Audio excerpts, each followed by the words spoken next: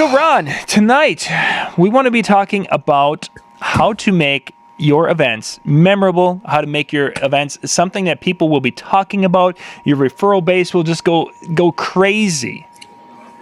And I think a lot of that can stem around a session you're going to be teaching, workshop you're going to be teaching in Las Vegas. But for those who are wondering, why they should basically listen for the next half hour or so, why is it important to make your wedding events memorable when it comes to the referral side of it?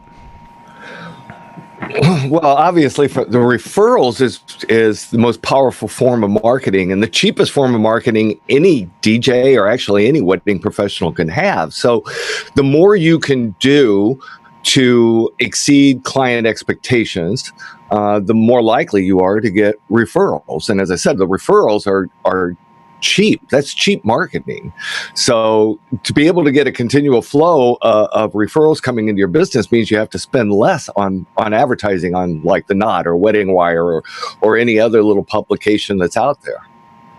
Now, back when you and I were younger and we were doing our first shows, those first 10 years or so, we were getting referrals. Now, there's guys out there saying, I do a great job and I get referrals all the time.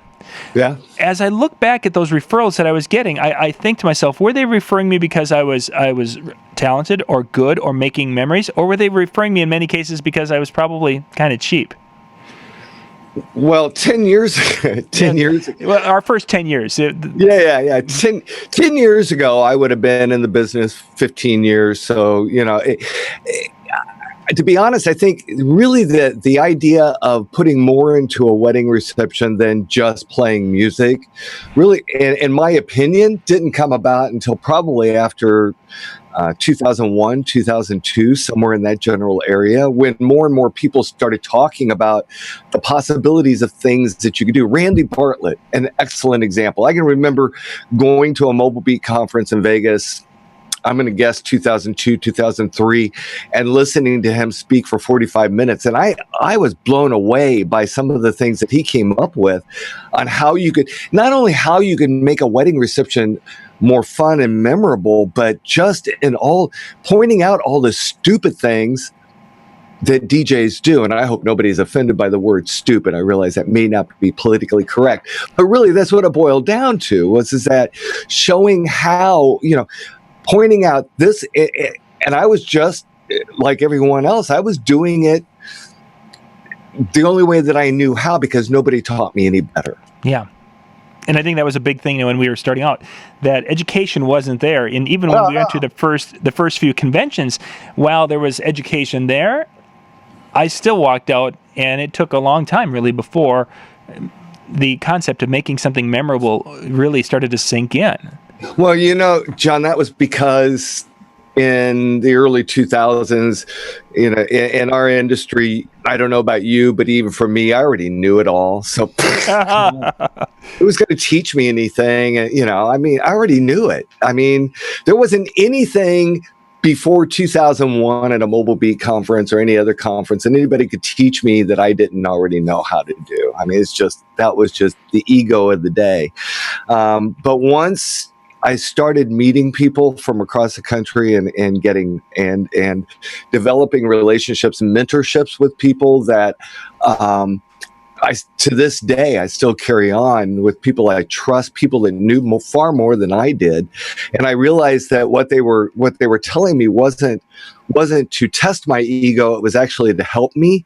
They took a sincere interest in what I was doing. Then I started realizing, oh yeah, maybe I should start listening and following their lead. And that was a tough jump for us to make when we started to do that. And it's like, oh, maybe, boiling it down, maybe I don't know it all. Well, and I think, and if you stop and think about it, doing more meant that, if you're only charging $500, how much do you want to do? Seriously. That's the mindset of a lot of people. It was certainly my mindset back in those days, is that for $500, how much time do I want to invest in this wedding reception? Oh, for sure. If I'm going to invest time, then the next step for me is going to be to raise my rates and continue to raise my rates with everything the more time I invest at a wedding reception. In those days, I might have invested 4 to 5 hours in the event, possibly an hour or 2 hours in preparation. Today, a wedding reception to me is a 45 to 60 hour event. It just depends. I mean, it just depends on what the bride and groom want.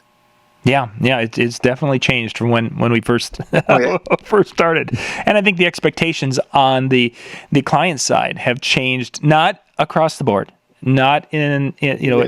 every. There's still going to be some VFW type events or some backyard. I mean, I've got a young lady who is doing a backyard event next summer, and she's experienced the things, but in her area, her mind, that's not what she wants, because she knows a lot of her friends have never seen or heard anything like that, and she goes, "Yeah, I don't think we want to." So while not everyone has that, I think you have more people who are seeing things on YouTube and thinking, "Wow, I want a helicopter to land on the top of my dance reception hall too." But see, that's where the misnomer comes in, is that in order to make a wedding reception fun and memorable and unforgettable, memorable, that was redundant. But in order to make a wedding reception fun and memorable, it doesn't mean everything has to be epic. Mm-hmm. It's a lot of it's just doing little personal touches along the way, things that bring out the bride and groom's personality and style. It doesn't have to be a helicopter landing on top of the venue, which that would be pretty cool, but it can be just small little incremental things that happen throughout the course of an evening to make it something that the guests will walk away and really connect with and enjoy. Now, can you give us an example now for those who have not, maybe there's some younger DJs out there watching this right now, and they're like, okay, I know I need to move beyond just playing music. I can mix really well, but I need to do something that will make it, and I'm going to use the phrase, customizing it more to the bride and groom. Can you give us an example of what that would look like at an event, or one example? Well, one great example, and I didn't come up with this. I mean, this is Peter Mary's thing, but as an example, I'm a big believer. Let me stop for a second and let me fill in some blanks here. I'm a huge believer that a wedding reception is like a 3-act play or a movie with a very distinct beginning, middle, and end. So it's 3 acts. Okay, and the beginning act is where everyone is introduced to the supporting cast and to the primary characters, and so that you know who these people are. So one of the great ways of really incorporating a personal touch in the very beginning of a wedding reception is through personalized introductions, which is something that I do at almost every wedding reception in one fashion or another. It connects the dots for the guest as far as what the relationship is between the couple and the wedding party. I mean, normally, if you're just announcing a wedding party, you're just going to say, well, this is Bob, and here's bridesmaids, Sally Joe and Bob Johnson, and then come 2 people. The guests, they don't know, and they really probably don't care, and most of the time they're applauding out of courtesy. Yep. And so, but if you say a little bit about Sally Joe, how she came to know the bride, whether, they went to the same schools together, played on the same baseball, basketball, volleyball teams, fraternity, sorority sisters, summer camp, whatever the case may be, if you can kind of fill in the little blanks here, then you're connecting the dots of how these people know the bride and groom. And not only that, I do a workshop called 5 Fun and Easy Ways to Wow Your Wedding Guests for couples in the Kansas City area. And the way I explain it is, think of it as introducing 2 groups of friends together. You wouldn't just, or 2 friends together.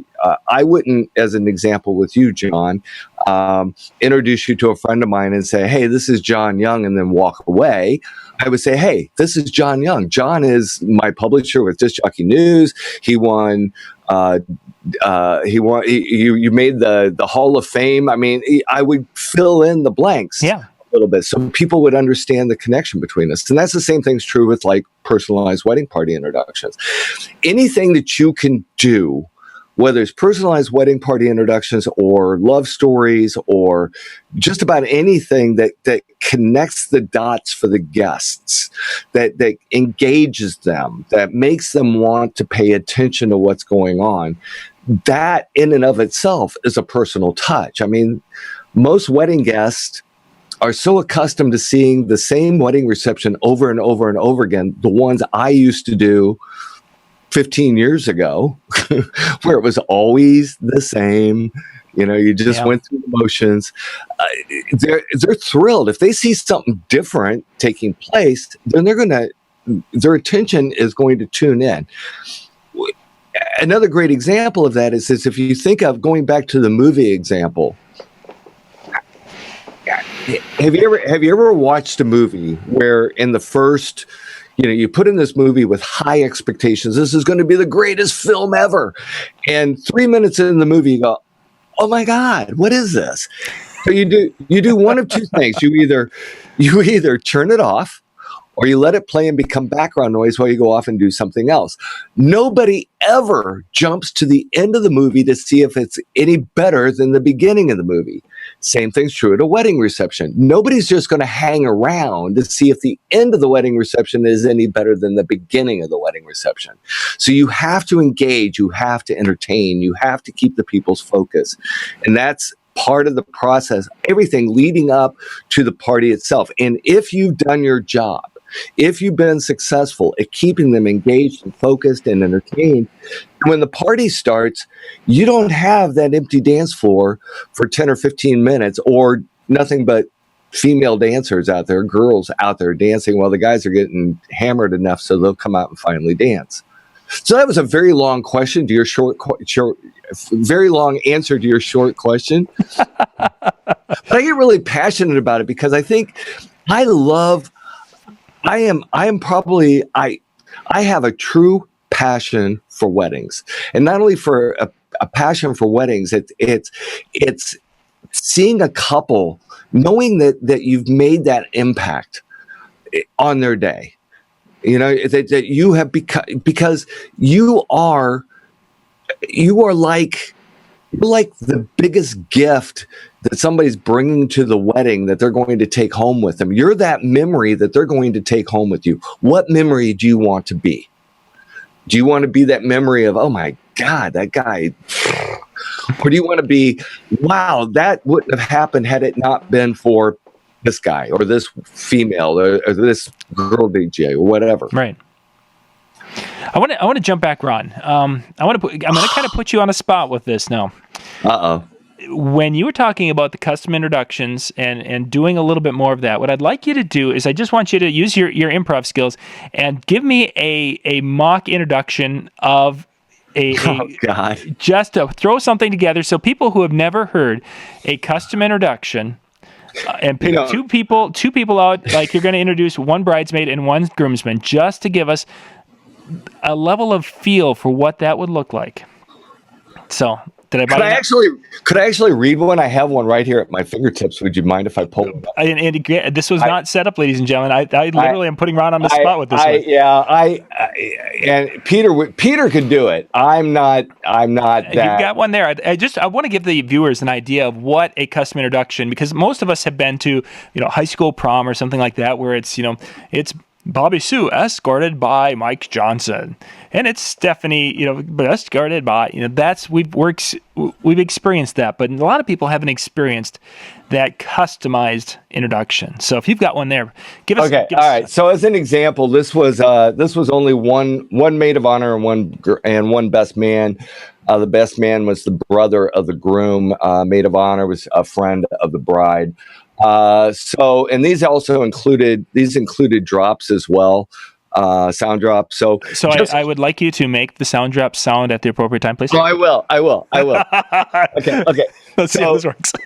So Jessie Schroyer is the maid of honor and met Samantha during their high school days when they were both Subway sandwich artistes. Not artists, but artistes. There's a huge difference. Okay, so now, give us exactly how you'd say it on a microphone.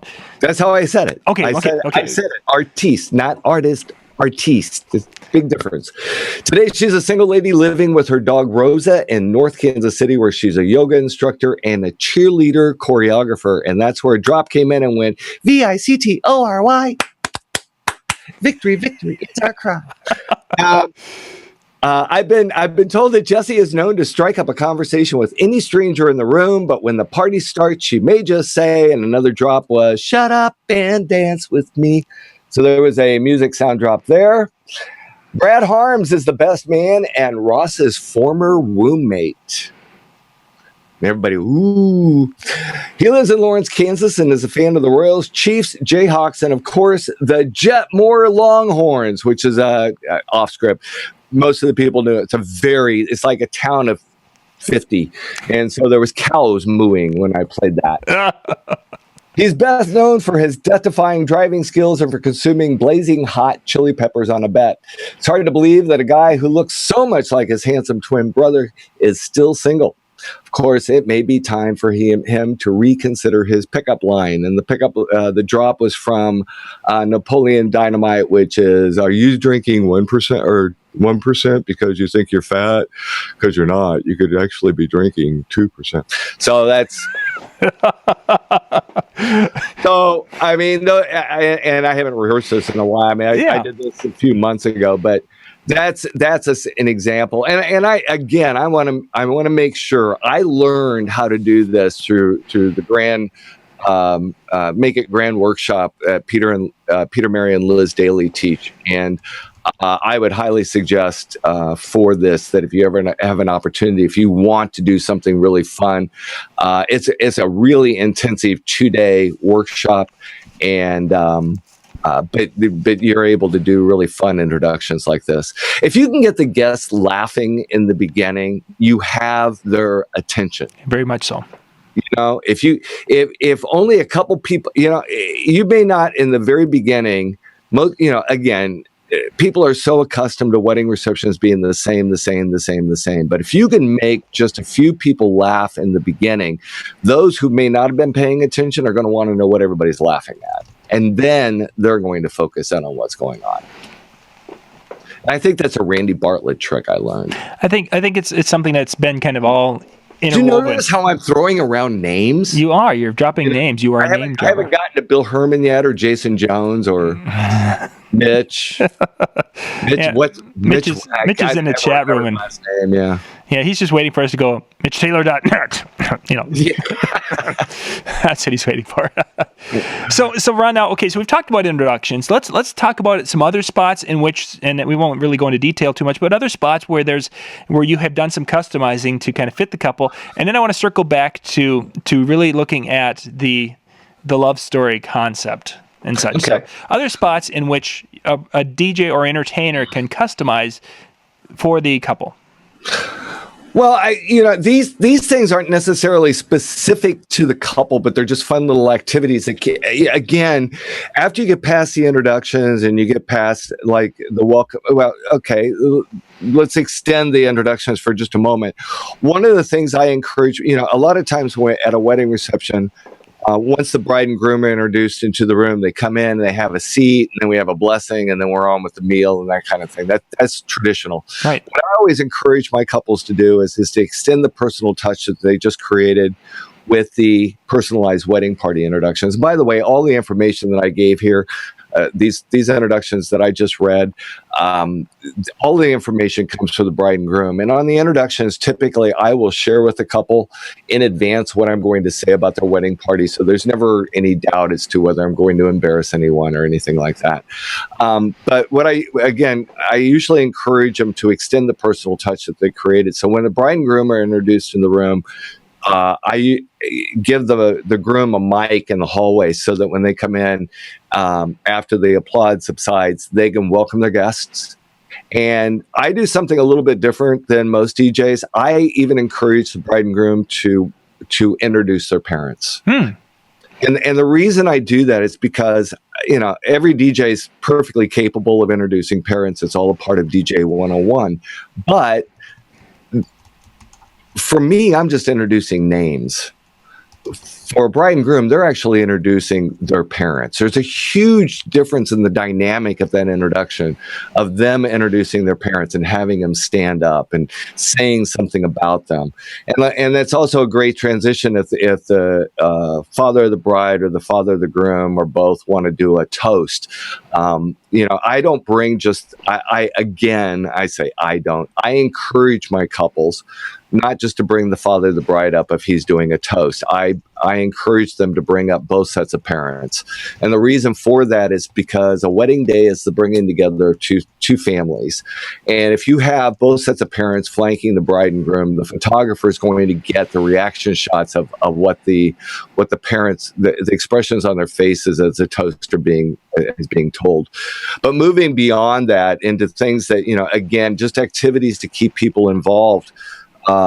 Because once you have their attention, it's kind of like sales. It's much easier to keep a client than it is to lose them and try to get them back. Same thing's true with a wedding guest. It's much easier to keep their attention than it is to lose it and then try to regain it. So like during dinner, I'll encourage maybe inviting people to go to the buffet by naming all the tables after a fun song.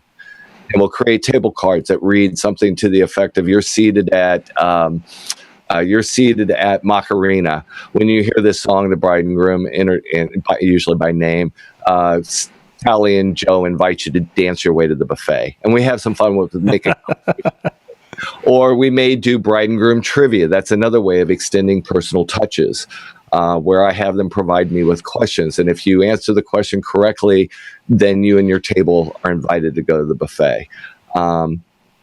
So, there's just all sorts of little things during the course of dinner. If it's a plated meal, one of my favorite activities of all time is a kiss for a kiss. But I learned from Bill Herman, I think, in the Entertainment Experience Workshop, it doesn't necessarily have to be a kiss for a kiss. It can be, you can turn that into a scavenger hunt. You can turn it into any number of things that people have to do. You surprise them with, okay, so if you want to see the bride and groom kiss, this time you have to sing a song of love. And once you've done that, then the bride and groom will kiss, or come back with a square of toilet paper and bride and groom will kiss, or you have to kiss and the bride and groom will kiss. Mm-hmm. There's all sorts of little things to just keep people engaged throughout the course of an event. Yeah. Does that answer your question? I'm sorry. I kind of went off on all sorts of tangents. You did, but that's okay. You gave in that little sequence, as you were going through, I posted that there was a great tip in there for those who hopefully caught it, and we'll just leave it at that. There was what I would refer to as a money tip in there. So you done well. It was a good one for people who don't use that idea. We'll come back to some other time. Some questions we talked about on Act 1. Now they're wanting what Act 2 and Act 3 is. So let's talk about Act 2 and Act 3. Act 2 is usually dinner. And Act 2 is also leading into Act 2 is dinner. It's the toast. It's the cake cutting. And then into the love story, which leads into, for me, a love story leading into the formalities: first dance, parent dances, and then anniversary dance if they want to do that, which again is something I encourage.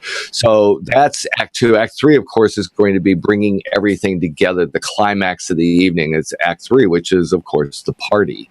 So that's kind of what Act 2 is all about. Is that. And actually, you could actually say Act 2 starts with the cake or the toast.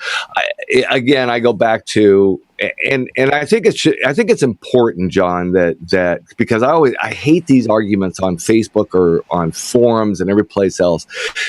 There is no right way or wrong way to do things. There is only what works best in your market and for you and your couple. So if you agree with me, fine. If you disagree with me, hey, I'm good with that, because there's a lot of things other people do that I wouldn't feel comfortable doing. So as an example, I go back to cake. I encourage the couples to cut the cake right after all the introductions and the toasts. And before the blessing. And the reason I do that is it just helps later in the evening for the transition of everything. And on top of that, if I do the cake cutting later after dinner, then what happens is that while the love story is taking place, or while they're in their first dance, people are getting cake rather than paying attention to those things. And so I want them focused on what's going on in that moment and not worrying about, I got to get across the dance floor to get this piece. I got a great story to tell you. Have you ever worked a wedding reception? Have we got a time for me to tell this story? Yeah, go ahead. This is a great story. I even wrote a blog about it. It was called The Great Cupcake Rush of 2000, whatever year it was. So the very first wedding reception I did with cupcakes had to be about 5 years ago. And I was blown away when I got to the reception hall and I saw it was a very nice hotel, and they had tiers and tiers of about 12 different varieties of flavors of cupcakes. And I mean, wow. Beautiful display of cupcakes, right? And the bride and groom had just a simple little personal cake that they were going to cut for the tradition and for the photos. Mm-hmm. Okay. So when it never in my wildest dreams occurred to me. I mean, again, 12 varieties of flavors of beautiful. We get through the little cupcake thing. I believe I told the love story leading into their first dance. And the guest, I couldn't believe the guest. They were walking across the dance floor during the first dance because they didn't want to miss out on their favorite flavor of cupcake. I could not believe back and forth across the dance floor to get to the cupcakes. Oh my. So when the first dance was over, it was time to go into the father-daughter dance. And I went to the bride and I said, you know what? We're going to wait. Because I'm not going to have more people walking across this dance floor. I mean, there was no way of shutting it down. It was not like I could go, well, hey, guess what? We're going to shut cupcakes for a while. I mean, because by the time the first dance was over, there was a line around the room waiting to get to the cupcakes. And of course, they had bags for take home. And so people were filling up their bags. And oh, my God. So after that happened, just with cake cuttings in general, I started really watching what happens after a cake cutting. And if you're doing the first dance after a cake cutting, or you're doing a toast after, you do the cake and then the toast. All right, well, during the toast, they're already starting to portion the cake. So by the time you're into the first dance, people are thinking cake. I'd much rather have them have the cake available to them as a dessert at the end of dinner. And that's the way I approach my couples with it is, look, this just, and I'll even tell them the cupcake story. Yeah. Do you really want people in line for cake, or do you want them paying attention to what's going on? Yeah. We want them paying attention. Funny. So that's my story. Funny. I know I got totally off. You were outdone by cupcakes. Cupcakes won, Ron nothing. Yeah, I know.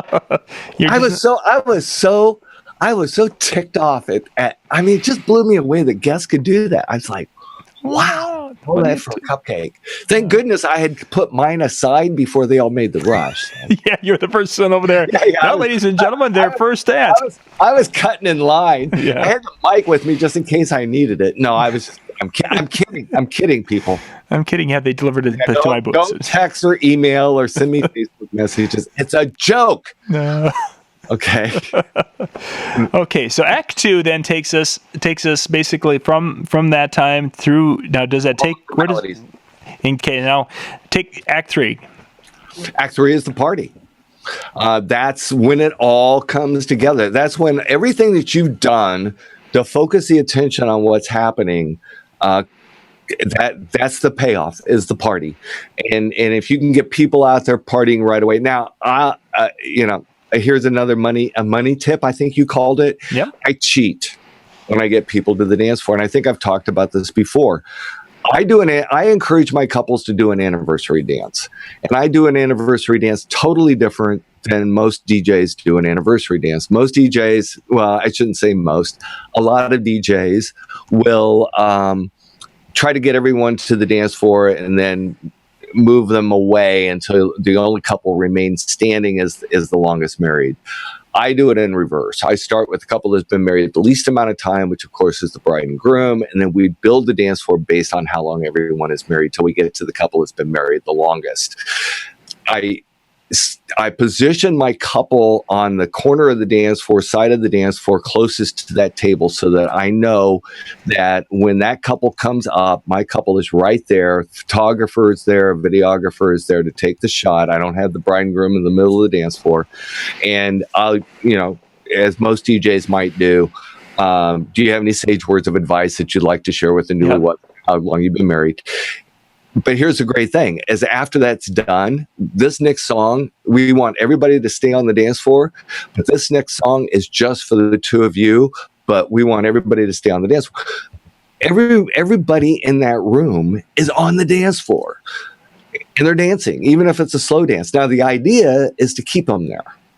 So the transition through music at that point is to try to keep people on that dance floor. And you've taken away the stigma of a dance floor. And I think Todd Mitchum, I'm throwing out more names. Yeah, you are. You're just dropping them, man. Todd Mitchum, which those of you who haven't been around in like 10 years, you're going to see Todd, I think, for the first time. He's making a comeback at Mobile Beat this year.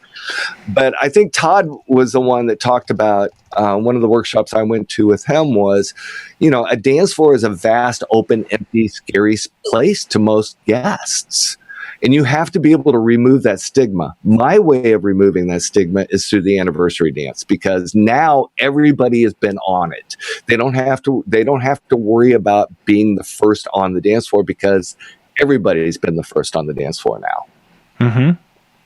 That helps tremendously. Yeah, it does. It really does. Not quite as good as you going out there and everyone come and dance with me because I'm Ron Ruth, but yeah, I mean, and most people go, who?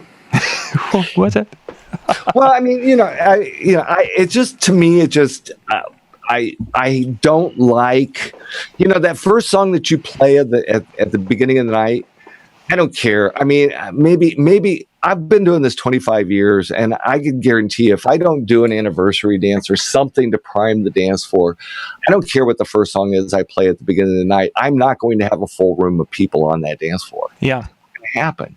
If I do it with an anniversary dance, guess what? I got a full room of people on the dance floor. Exactly. And that really, as you say, when it warms up, breaks the dance floor, however you want to look at it, right. It's gold. Really, right. Really it is. And again, no right way, no wrong way. It's just what works for me. And if it works for you, fine, use it. If it doesn't work for you, hey, that's fine too. Yeah. Good stuff.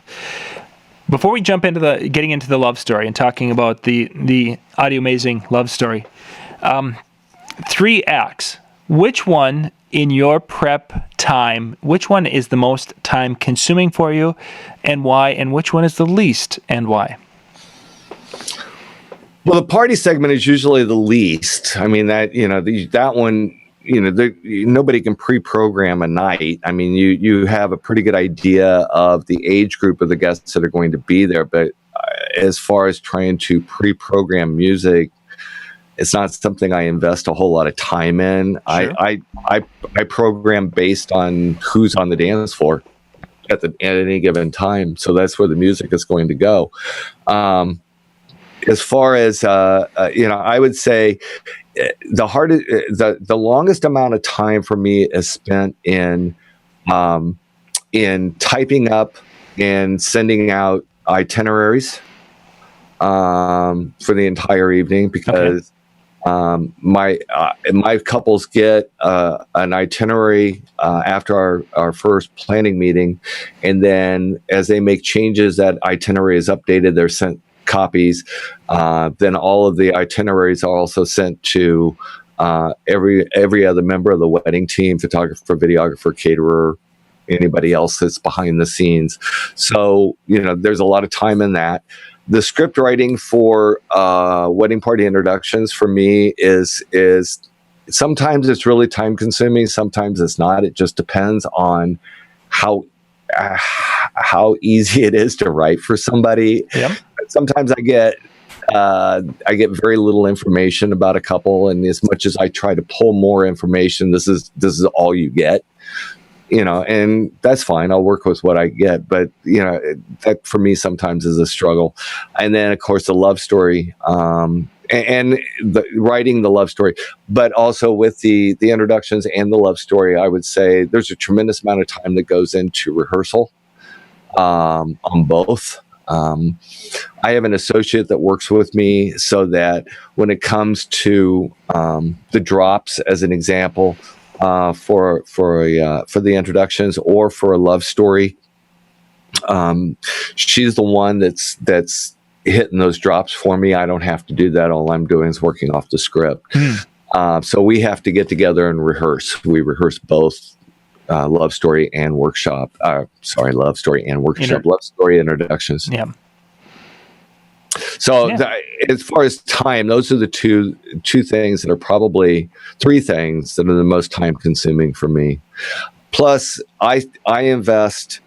I meet with my couples on 3 occasions before their wedding. I attend the rehearsal as a part of my service. I meet with the wedding party at the rehearsal for about, 5 to 7 minutes prior to the rehearsal, just to go over the events of the day with them the next day. It does a couple of things. First, it relieves me. It saves me. If I look at a wedding party as a supporting cast, and they want the wedding day to be just as much fun for the couple as the couple wants it to be, but it's a lot easier for them to make that happen if they understand their role, what their part is. So I'll give them all like a small itinerary so that they have an idea of how everything is going to occur the next day. And then it also puts me, and I hate to use the word authority, but it puts me in a position where if I'm doing this in front of the bride and groom, it's kind of like the next day, people just automatically follow my lead. They know that I'm the go-to guy. Sure. If they have a question, if they need something, they know, come to me, and I will work with them or deal with whatever the challenge might be that comes up at a given time. So you don't have that awkward time when it comes time for the best man's toast. You're out looking for the best man because he knows when he's supposed to be in the room. Yeah. Even I do the same thing with parents at the rehearsal. I give so that they know when their toasts are going to take place, when is dad going to dance with his daughter, when is mom going to dance with their son, those sort of things. Yeah, just keeping an eye on the chat board. They're talking about some of them have had different experiences with or people kind of giving them the kind of questioning eye that why would you want to go to the rehearsal, which of course you've just covered the benefits of that. For me, it's a personal look. I'm all about client experience, the customer experience. And actually, I quit calling my clients. I do it here, but when I'm with my clients, they are my creative partners. I don't like the word client or customer because it sets up a transactional relationship, and I don't want that.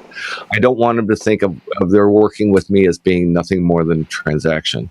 So that's why I treat them as creative partners, and that makes me that actually tells them I have a vested interest, as much of a vested interest in the success of their event as they do. They know that I'm looking at it in that regard, and I am. I'm very concerned about the success of an event. But if every little thing I can do to make the wedding run more smoothly, everything that I can do to put the bride and groom at ease prior to the event, anything I can do to make the parents feel better before the reception so that they're relaxed, they don't have to worry about anything, they don't have to wonder, well, when are we going to do this, or when are we, yeah. The fewer questions that people typically walk into a wedding reception with, the more relaxed they're going to be. And for me, the more relaxed I am because I know they know. So there's never any doubt. But again, it comes back to this goes back to the top of our conversation. If you're charging a small amount of money then yeah, it may not make sense to want to go to a rehearsal because you're not being reimbursed for it. That makes sense. So you have to build that into your, I don't make it an option. It's just what I do. Right. But, I don't really want to talk about dollars and cents, but I get paid to do that. Yeah, exactly. It's all part of the service that you offer, and that's an important thing that a lot of folks will figure out in time if they haven't figured it out yet, because it all eventually hits us all in the. Yeah. Well, and I think it's important, John. I mean, I'm happy to, if anybody ever wants to reach out to me either through Facebook or email or through the paper, I'm happy to talk to them and answer any questions they might have about any of this. It's all a part of. I want to see other DJs succeed. I want to do my part. I'm happy to mentor and coach and do whatever I can to, because in a way it's me paying back, because I've had a lot of mentors who I've already dropped their names along the way. I left out one, Mark Farrell, left that one out. I got more names I could probably throw out. Yeah, the show's not over yet. There's going to be somebody that's going to contact me and go, "You left my name out." Well, sorry, didn't mean to do that. But I've had a lot of mentors along the way, and they've still, to this day, most of them are still my mentors, and I'm happy to repay that by paying it forward. So. Yep, I think a lot of us do just indeed that paying it forward at different times. We need to get into. We haven't even gotten to the love story concept yet. We've been working our way through. 1 minute. Can you talk about the love story? Yeah, exactly. Can you talk about your workshop now? But as we segue into that, you had mentioned that sometimes with couples that getting information from them is difficult. So give us a little idea of what give us a short definition of the love story, and then let's look at the struggle or how you gather information for that, because I think that's a big thing through the whole event sometimes, is gathering that information for all aspects of the day. So what is the love story? Okay, well, and to clarify, when I said getting information from the couple is difficult, I'm talking about sometimes with a love story question, or not a love story, a wedding party introduction questionnaire. Maybe they just have, if they don't really have a great sense of humor, it's a lot harder for them to come up with funny stuff. And sometimes, a couple will say, let's just keep it straight, and that's fine. I have no problem with that either. But I still, we still fill in the blanks, just without the drops. If I heard the question right, you want to know how. Well, first up, I want to give me, for those who aren't familiar with what the love story concept is, just give us a little Wikipedia explanation. Okay, the Wikipedia explanation would be it is an audio enhanced. First off, the love story workshop is called the AudioMazing Love Story Workshop. Okay, and AudioMazing is just a fun word I came up with. Essentially, what it means is an audio enhanced love story. And by audio enhanced, I mean it's incorporating the bride and groom's voices and words into the love story. So rather than being a love story in total, I'm kind of a love story. I'm kind of a storyteller and a narrator, because what I do is I lead guests into how the couple met, but I let the couple talk.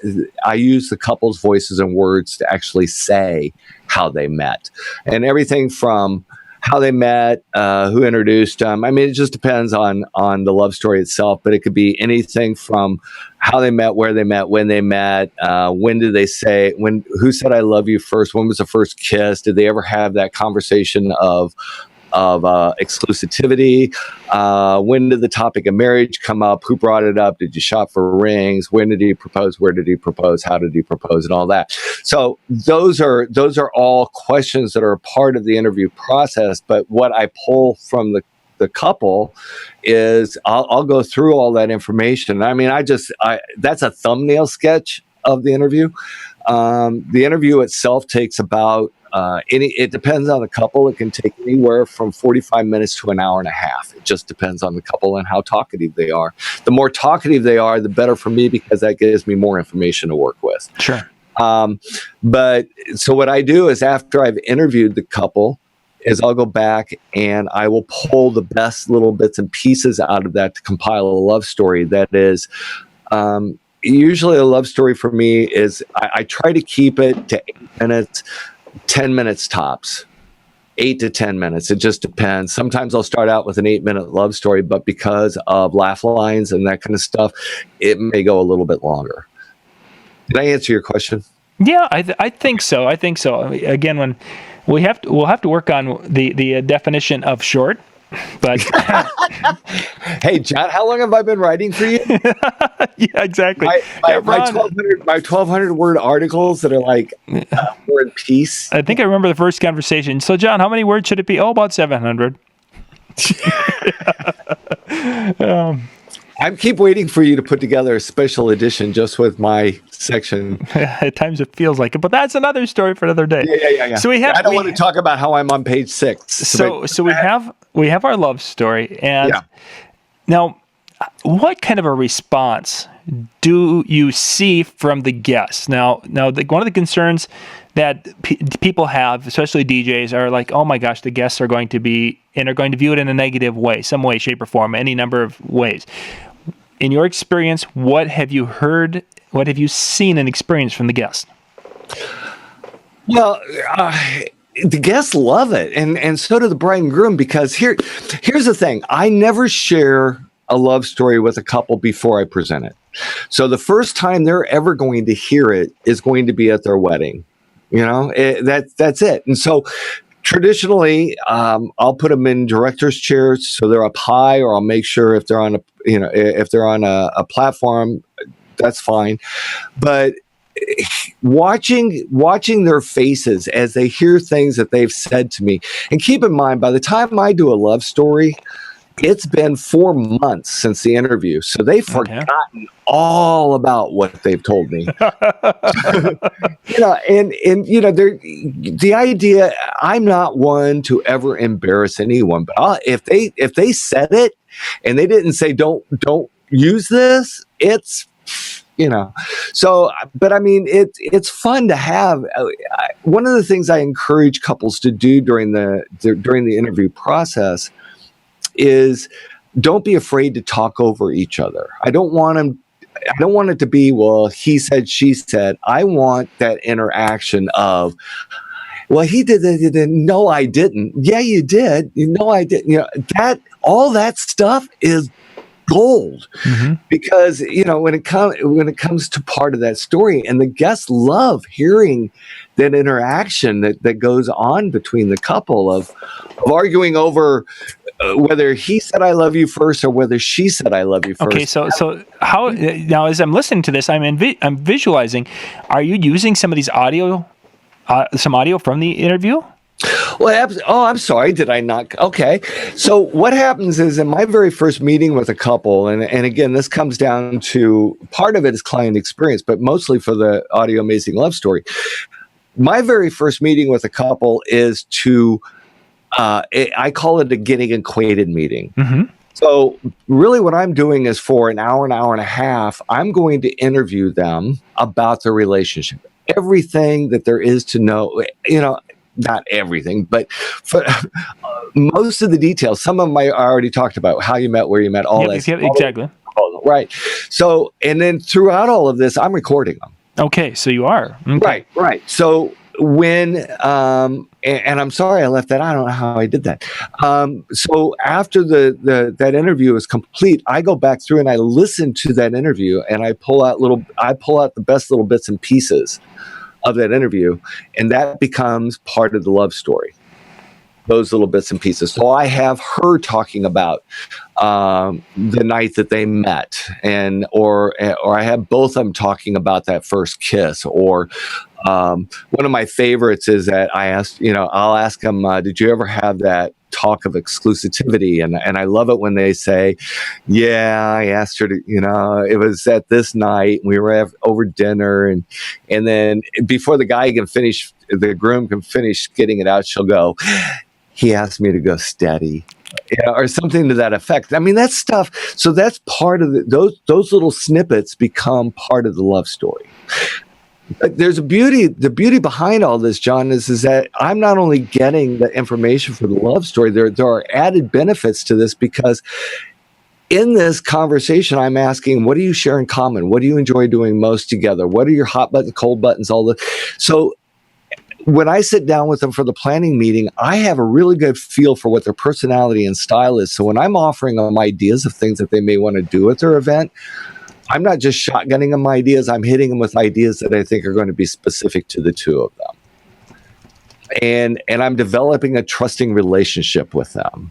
We're not just creative partners during that conversation. We're friends. Or we're becoming friends. Sure. And again, that trust factor is hugely important to me. Gotcha. Okay. So we've got that. Let's see. I had two questions when I asked you the first one. Now you're getting old. I'm going to say the reason I can't remember anything is because I'm getting old. So we've got our interview, and you're presenting that. Oh yeah. There we go. I wanted to the guest response. You were talking the couple, and you talked about laughter, oohs and ahs. And actually, I encourage my guests to participate. I encourage the guests to participate. So, like at the beginning of a love story, I might say, "This is John and Mary's love story," and the guest all said, "Aw, okay," and the guests all say, "Ah." Well, what I've just done is I've given them permission to react. Oh yeah. I do. So if they want to awe, and sometimes, you'll get like 3 people that are awe at a moment, like maybe when I said I love you, and I'll stop and I'll just kind of look at the room, and all of a sudden everybody will awe, Yeah. So I encourage that participation. I encourage the applause when they finally started talking about marriage or whatever. I mean, I try to make it interactive in a way without going overboard with it. Nice. I think that's really cool. The way you're able to, and part of this will go back to your improv training too, is when you're in the moment with the crowd, and you don't get that quite response at the level you want, and you can. Oh, you can get that look. Yeah, like that look that you get on a TV show. When a comedian kind of just turns to the camera and looks, that laughter kind of reaction. Exactly. Yep. And actually, what I should say is there is an example of there's a clip of a love story on the AudioMazing Love Story workshop page, and then there's actually a full length AudioMazing Love Story that is audio enhanced love story on the AudioMazing Love Story workshop Facebook page. Okay, so let's give off the website or off the let's give now the website for those who want to check that out, because we're getting towards our end of our hour here. Okay. So real quick, if you want to just get all the information for the AudioMazing Love Story workshop that's going to be taking place at Mobile Beat Conference on March 13th and 14th. It's a day and a half workshop. It's all day on Monday. It's all day on Sunday, half day on Monday, a total of 14 hours. You want to go to ronruth.com/workshops. And all the information is right there. Again, it's ronruth, RUTH.com/workshops. And all the information is there. As I said, there's a clip there. You can go to our Facebook page, same thing, AudioMazing Love Story Workshop.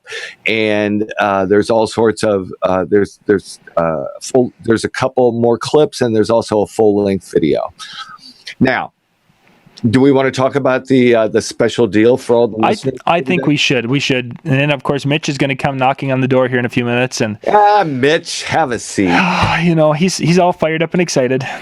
What Mitch doesn't realize is that he's young. He can stay up late. It's past my bedtime. So. I'm kidding. And for those of you watching, the link is in the description below, and I'm about ready to add the next component to the description below. That's your cue, Ron. Oh, okay. All right. So here we go. So here's the deal.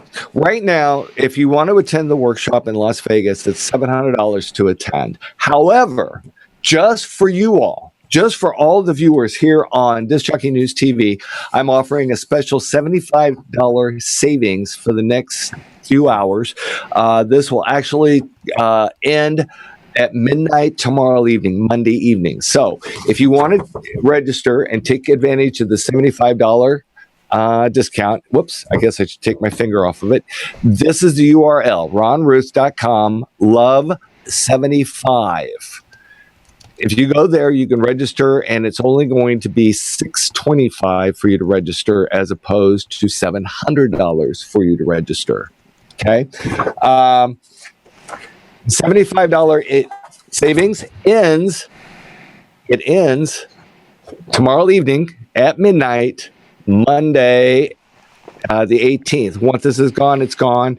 There's only 8 seats available. I have half of them gone, so I'd like, just off of this, just to go ahead and fill the other 4 and be done with this, so that we can say, hey, the workshop is full and we got everybody a place. So don't dilly-dally around about this. If you want to take advantage of it, do it now. Again, this high-tech stuff. This is pretty high-tech. I mean, let's face it. We spared no. We spared no expense. No. This is the URL for the $75 discount. And there's also a link on this page that will take you to the workshop page so that you can see all the details. Pretty much all this here is the discount. And those links have all been put down in the description. Right. If you guys are watching the video, the link is there, but you'd have to refresh, and you don't want to refresh right now because this is going to be amazing right now. Yeah, and you don't go there before Mitch comes on, because I don't want Mitch sending me texts and emails saying, hey, you stole my audience. So make note of it. It's good for 24 hours. Everybody also gets this book. I've been working on this. This will be the booklet for the Las Vegas show, and it's got, you'll be able to take this home with you. It's got everything in it. I'm going to walk you through the process of the interview, how to do the edits, how to write a script, and you're going to actually present an AudioMazing love story, an audio enhanced love story before you leave. Nice. And what more could you ask? But wait, there's more. There's the Ginsu set. You get to spend 14 hours with me. How much fun is that? Well, you were doing well. Yeah, so much for it. Here goes the crowd. Yeah, there goes the conference. And boom goes the dynamite. Yeah, we just had a couple of folks thank you, Ron, for some great ideas. And of course, if you guys are watching and you didn't pick up, there was I think 4 what I would consider money tips in our show for tonight. So yes, thank you, Ron. Good stuff. And by the way, they can also, if anybody has questions, feel free. I have a email address through Disc Jockey News. You can catch up with me on Facebook. You can send me a message to the AudioMazing Love Story Workshop page. I'm happy to help you in any way I can. Here's the URL. Yeah, we got it. And the for those of you wondering, the email is ronruth@discjockeynews.com. You can send an email there. He will be able to get that and answer your questions and give you some educated information that will turn your life around and make it so that page 6. The music sounds better. The flowers smell better. They do. The birds singing is clearer. And yeah. And clients are going to love you. They're going to refer you. They're going to pay more for your services. Yeah, in all seriousness, that is really a big part of the whole everything we talked about tonight, is that personalizing and really creating something that people are going to talk about and share and really be the thing that people say, you've got to hire this person. It's all about the client experience, which is also a part of this workshop and all of that during that 14 hours as well. Here comes